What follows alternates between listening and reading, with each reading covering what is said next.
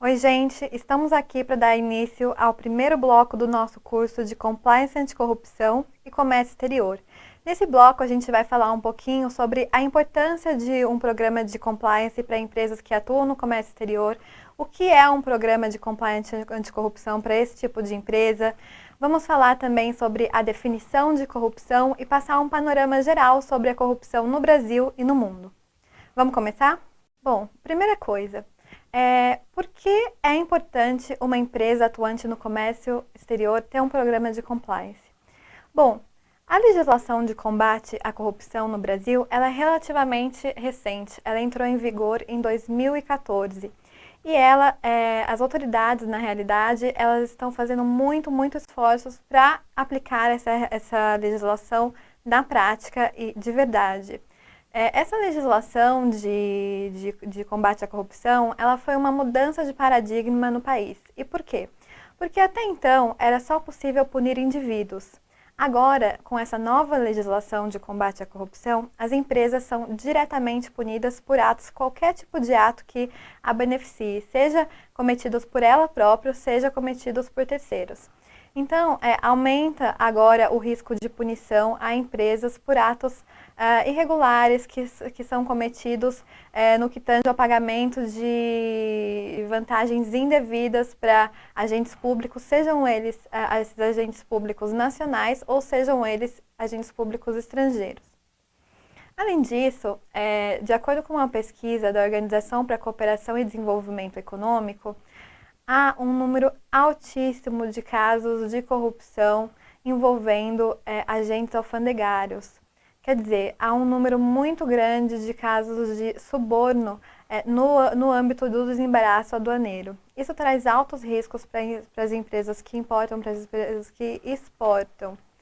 E como as empresas que atuam no comércio exterior, elas também estão envolvidas com agentes públicos, sejam eles nacionais, sejam eles estrangeiros, envolvidas seja diretamente, seja por meio de intermediários, como agentes de fretes, despachantes aduaneiros, consultores, representantes de vendas, dentre outros.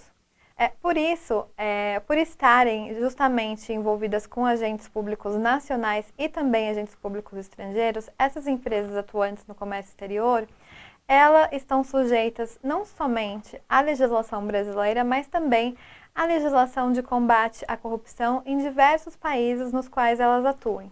Tudo isso mostra que o risco dessas empresas é altíssimo, seja riscos legais, seja também os riscos reputacionais. E por que reputacionais? Porque, naturalmente, esses casos de corrupção, eles são midiáticos. Os meios de comunicação estão divulgando bastante esse tipo de caso.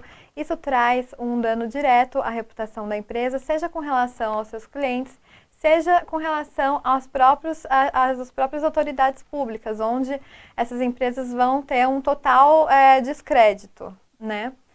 Além disso, as punições legais por atos de corrupção são altíssimas.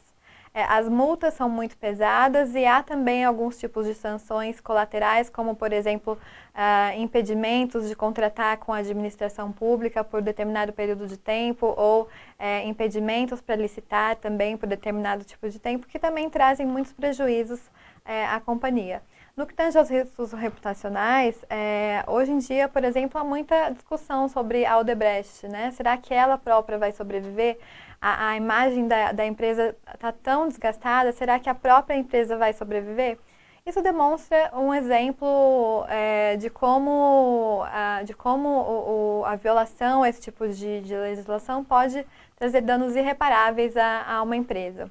E principalmente a empresas atuantes no comércio exterior, que estão sujeitas a esses riscos no âmbito internacional também. Além disso, é importante mencionar que, hoje em dia, para uma empresa ter apoio oficial do governo brasileiro em questões de financiamento, ela precisa ter um programa de compliance efetivo. O BNDES, por exemplo, ele só concede crédito a empresas que tenham programas de compliance efetivos. Há uma resolução da CAMEX também em que fica estabelecido que as empresas só terão o apoio oficial do governo brasileiro no financiamento, refinanciamento, equalização de taxas de juros e etc., sistemas relacionados a crédito, se elas também tiverem um programa de compliance e respeitarem as normas brasileiras de combate à corrupção. Tudo isso demonstra a grande importância de um programa de compliance para essas empresas. Claro, um programa de compliance ele não é só necessário para cumprir com a legislação. O programa de compliance ele é muito mais amplo do que isso. Ele, na realidade, ele está inserido dentro de um projeto de governança corporativa da empresa. O que a empresa quer passar em termos de valores para os seus clientes, para os seus fornecedores, para o mercado como um todo. Na verdade, um programa de compliance reflete os princípios éticos e os valores que a empresa quer trazer para o mercado, quer trazer para os seus clientes e também demonstra o cumprimento por parte dessa empresa de todas as normas vigentes, inclusive as normas de combate à corrupção. Para um programa específico de combate à corrupção, um programa de compliance específico de combate à corrupção, é importante que tenha em mente alguns aspectos, né? A empresa tenha em mente os elementos básicos desse programa, mas também é importante que uma empresa de comércio exterior saiba como lidar com as autoridades aduaneiras, saiba como gerenciar os terceiros, quer dizer, ela vai ter braços, essa companhia vai lidar com despachantes aduaneiros, com contadores, com consultores, com representantes, com uma série de intermediários.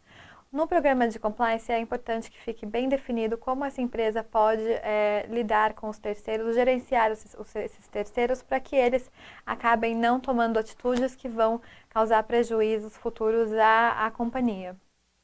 Além disso, como essas empresas estão em constante negociação com parceiros comerciais de outros países, também com autoridades, eles têm contato com autoridades públicas de outros países, é necessário a promoção do negócio dessas empresas em diversos lugares do mundo.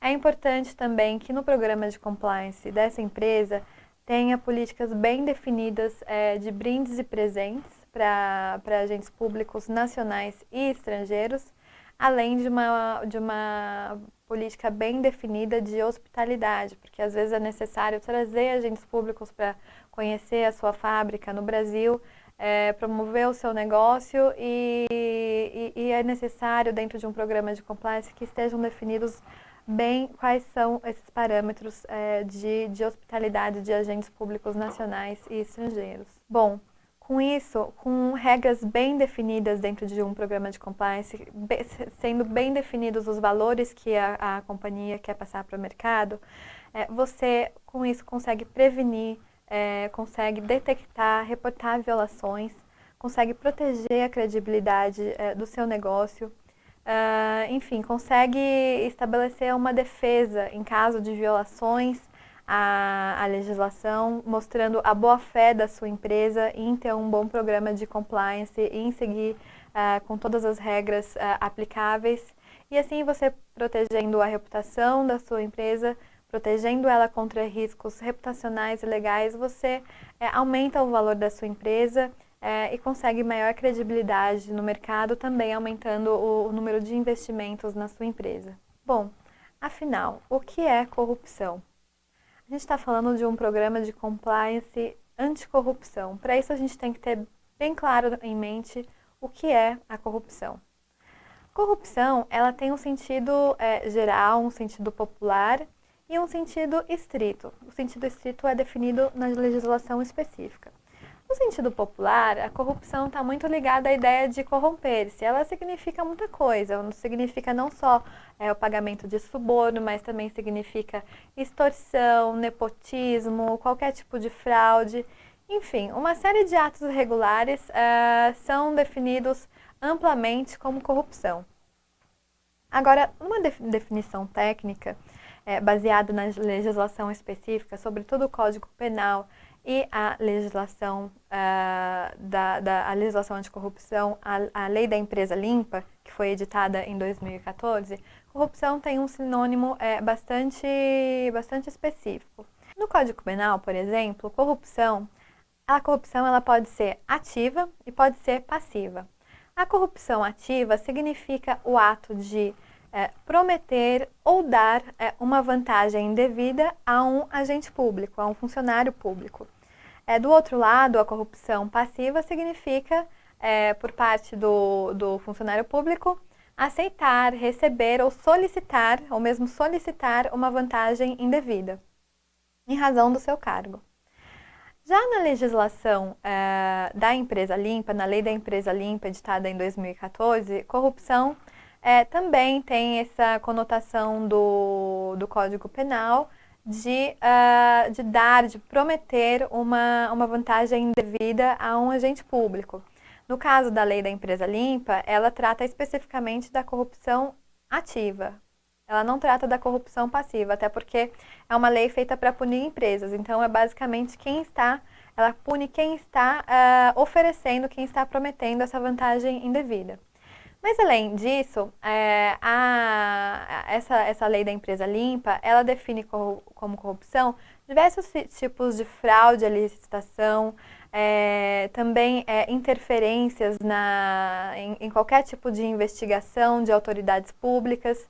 Além disso, ela pune também qualquer tipo de ato que financie ou patrocine atos de corrupção e também atos que se utilizem de pessoas físicas ou pessoas jurídicas interpostas para dissimular o real beneficiário do ato. Então, na verdade, o que ela também pune são os famosos laranjas, né? A utilização de laranjas para cometer atos ilícitos, para cometer esses atos de pagamentos de vantagens indevidas. E quais são as principais motivações das empresas para cometerem esse tipo de ilícito?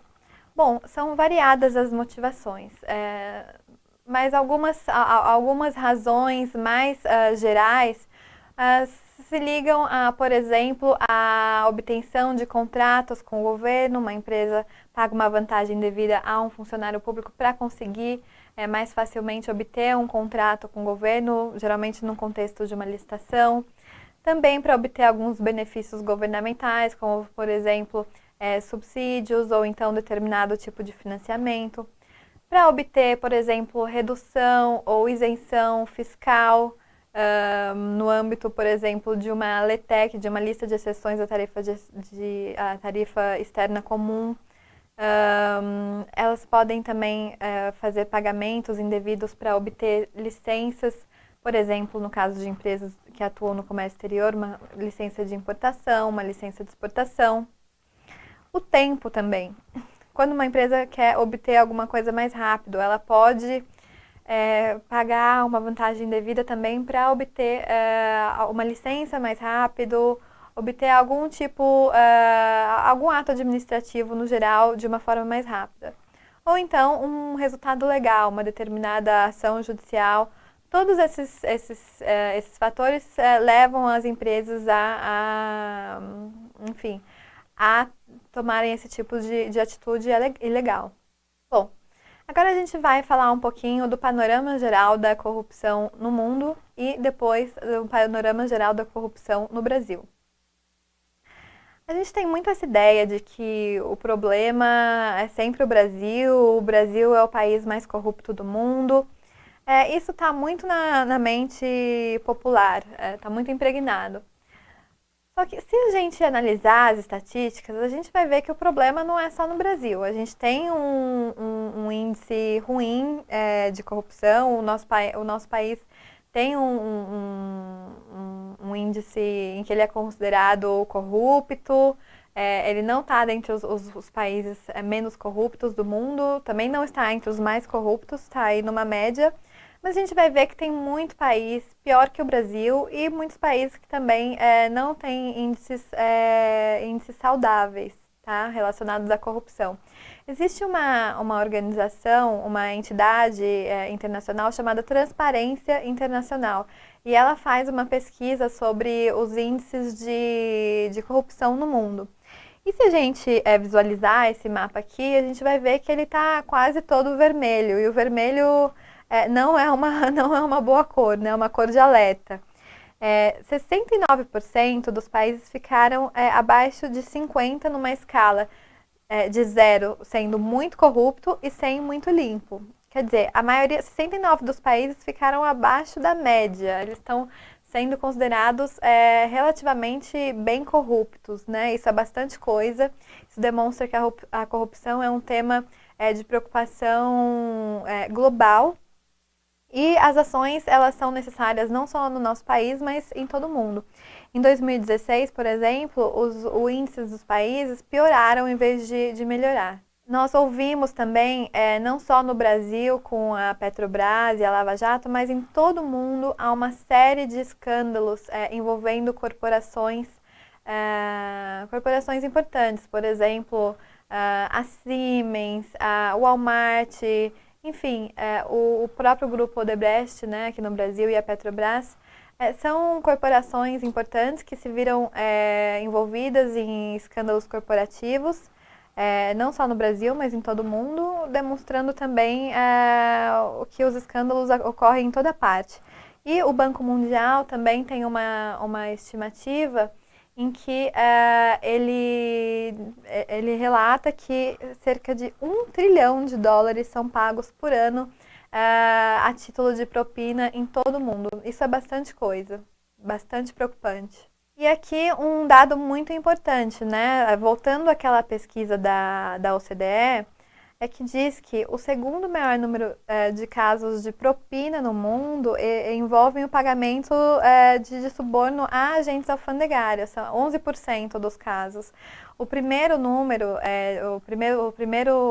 o maior número de casos de corrupção envolve licitações, o segundo maior número de casos envolve agentes alfandegários, o que demonstra mais uma vez a importância de um programa de compliance específico para as empresas que atuam em comércio exterior. Sejam elas empresas grandes, sejam elas empresas médias ou pequenas. É importante que se frise aqui que a legislação de combate à corrupção, ela não é um assunto para empresas grandes. Se a gente olhar hoje o Cadastro Nacional de Empresas Punidas aqui no Brasil, que é basicamente um grande banco de dados das empresas que já foram punidas por atos de corrupção, de acordo com a lei da ficha limpa, a gente vai ver que não tem só grandes corporações, há microempresas, inclusive, e empresas de pequeno porte que foram punidas dentro já dessa nova legislação brasileira. Então, é necessário também que essas empresas pequenas, médias, tenham em mente que compliance não é algo que você necessite gastar rios de dinheiros ou que você deve ficar alheio porque você é pequeno. Isso acaba abarcando todo mundo e todo mundo pode sair prejudicado caso viole essa legislação. Voltando aqui um pouco também, nos casos de corrupção estudados por essa pesquisa da OCDE, em 41% dos casos, os gerentes sabiam que os subornos estavam sendo pagos. E 12% dos casos, os presidentes executivos também sabiam. Quer dizer, a alta administração, a alta gerência das empresas, elas geralmente estão completamente cientes desses casos. Daí, a gente vai ver mais para frente a importância de se ter um programa com alto comprometimento da gerência.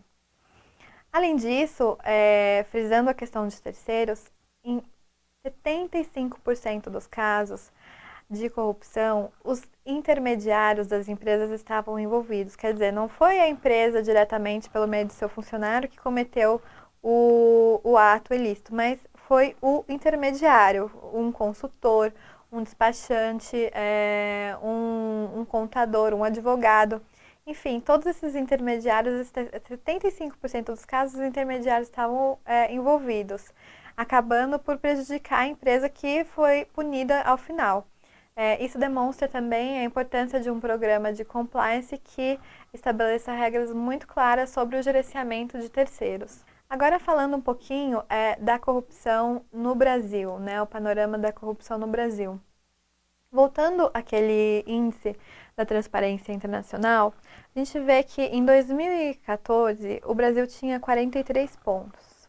Lembrando que 0 é muito corrupto e 100 é altamente limpo. Então, em 2014 o Brasil tinha 43. Em 2015 o Brasil caiu para 38, muito por conta das revelações dos casos da Lava Jato e afins. Em 2016, ele subiu de 38 para 40, melhorando um pouco a imagem, muito por conta das ações do Ministério Público, que demonstram um comprometimento com o enforcement da lei, em fazer com que a lei seja de fato aplicada. E como no Brasil começou a surgir esse tema não necessariamente surgir, mas como o tema do combate à corrupção começou a ganhar proporções mais concretas. Principalmente a partir das manifestações públicas do Brasil em 2013, né? Mas também em 2014 e 2015, passando aí com as manifestações no meio da Copa. Que foram muito importantes, porque revelou uma insatisfação generalizada do país com relação não só foi generalizada com relação à saúde, preços de serviços públicos, tarifas públicas, mas também a questão da corrupção por conta da construção dos estádios, enfim, uma série de coisas. A partir daí, o governo sentiu a necessidade de mostrar uma resposta para a sociedade. E com isso, já em 2013, foi editada a Lei de Conflitos de Interesses, que regulam aquelas situações em que há conflito de interesse entre o público e o privado, entre os funcionários públicos e o setor privado, ou o interesse de um funcionário público enquanto exercente dessa função pública e os seus interesses privados.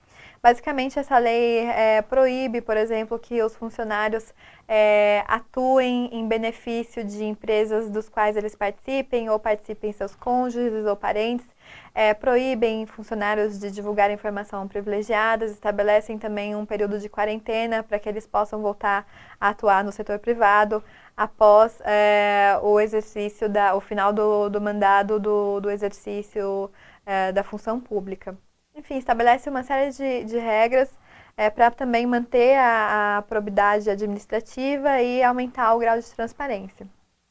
Depois dessa lei de conflito de interesse, também em 2013 foi editada a lei anticorrupção, que é a lei da empresa limpa, que ela busca punir efetivamente as empresas. Como a gente disse no começo, foi uma mudança de paradigma, porque até então a punição para atos de corrupção eram feitas somente para indivíduos, pessoas físicas.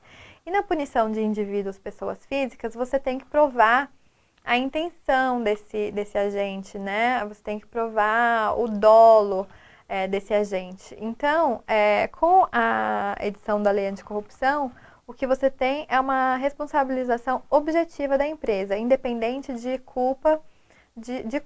Então, qualquer ato que beneficie a empresa, qualquer ato de corrupção que beneficie a empresa, independente da culpa ou não do agente, essa empresa vai ser punida.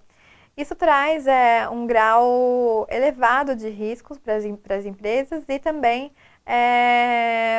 força a uma moralização também do mercado. Então, essa lei foi bastante importante, ela foi editada em 2013, mas só entrou em vigor no início de 2014. Também em 2015 teve a mini-reforma política, em que ela também teve a intenção de dar uma maior transparência ao processo eleitoral e também reduzir gastos com campanhas e principalmente limitar as doações para partidos políticos, estabelecendo a proibição de doações por parte de empresas. Essa mini-reforma foi bastante importante e assim, de qualquer maneira, as medidas de combate à corrupção, elas continuam a ser debatidas na sociedade. O Ministério Público, em 2016, propôs 10 medidas contra a corrupção, que virou um projeto de lei, mas, como todos sabem e vive passando na mídia, esse projeto de lei foi transfigurado na Câmara. E, na verdade, a Câmara, inclusive, tentou adicionar nesse projeto, adicionou, na realidade, uma proposta para punição de juízes e o Ministério Público por atos de abuso de autoridade. Na verdade, como uma forma de retaliação a todas as investigações que estavam ocorrendo no âmbito da Lava Jato.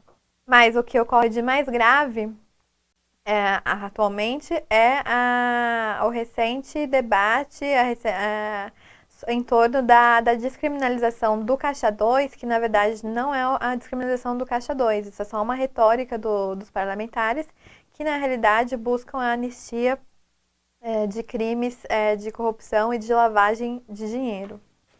Então, teremos que aguardar os próximos passos sobre esse debate das medidas anticorrupção.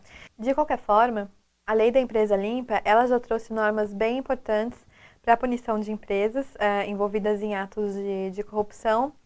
E é importante deixar bem claro que o grau de enforcement dessa legislação está aumentando no país. E essa é uma tendência que não tem volta. Daí também a importância dos programas de compliance. Bom, e por que a gente tem esse discurso de aumento do enforcement? Principalmente por causa da Operação Lava Jato. A Operação Lava Jato, ela foi um grande divisor de águas no país. Ela demonstrou, ela gerou um fortalecimento institucional, seja dos órgãos envolvidos na investigação desses crimes, como o Ministério Público, a própria Polícia Federal. O Poder Judiciário também está comprometido em fazer aplicar essa lei. E ela também demonstra um aumento da cultura, ela demonstra que realmente o país está tendo uma mudança de cultura e está passando por um processo de moralização, não só dos indivíduos, mas também das empresas. Bom, a Operação Lava Jato, como todos sabem, foi e continua sendo uma grande operação que revelou uma corrupção sistemática no país relacionada ao suporte de campanhas políticas e também o enriquecimento ilícito de uma série de políticos e pessoas e também os agentes das entidades privadas envolvidas. Estima-se que o volume de recursos desviados da Petrobras, por exemplo, esteja na casa de bilhões de reais. E por que a gente também fala que foi um divisor de águas? Porque a partir da Lava Jato, o Ministério Público ele se organizou de tal forma que acabou por aprimorar de forma bastante significativa os métodos de investigação. Hoje em dia o Ministério Público atua como forças-tarefas. Na verdade, há uma união de esforços institucional muito maior do Ministério Público para perseguir esses tipos de crimes e também os próprios métodos investigativos. Hoje em dia, por exemplo, existe o sistema SIMBA dentro do Ministério Público, que é um sistema de análise de movimentação bancária. Então, hoje em dia, o Ministério Público está muito mais preparado, muito mais profissionalizado para realmente conseguir investigar e efetivamente obter uma punição dessas pessoas e dessas empresas no âmbito do Poder Judiciário. Daí também uma das razões pela qual todas as empresas e os indivíduos começam a repensar e fazer uma reanálise do seu padrão de conduta no mercado. Bom, aqui só para trazer alguns dados sobre a corrupção no país e sobre os processos. Em 2012, a gente tinha quase 20 mil processos envolvendo temas relacionados à corrupção. Esse número cresceu para quase 25 mil em 2013. E, enfim, 2014, 2015, houve uma pequena queda, mas ainda assim é bastante expressivo o número de casos de corrupção em todo o país, mostrando também esse aumento do grau de enforcement. Também há um altíssimo número de processos judiciais envolvendo crimes praticados por particulares contra a administração. E os estados mais afetados com o maior número de ações são Paraná, São Paulo, Rio Grande do Sul, Rio de Janeiro, Minas Gerais e Santa Catarina. Bom, e é isso, gente. Esse foi o nosso bloco 1. Espero vocês no bloco 2.